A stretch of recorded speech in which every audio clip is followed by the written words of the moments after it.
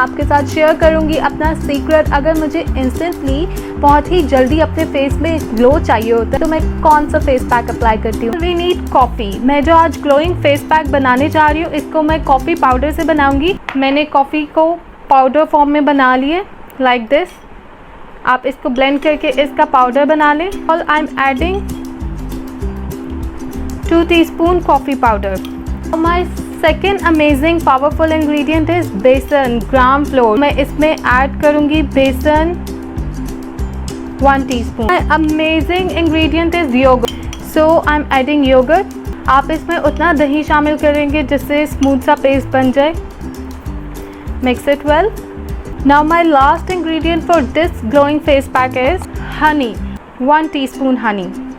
आपने फुल भर के this amazing face pack is ready guys. आपने इसको 20 मिनट्स के लिए अप्लाई करना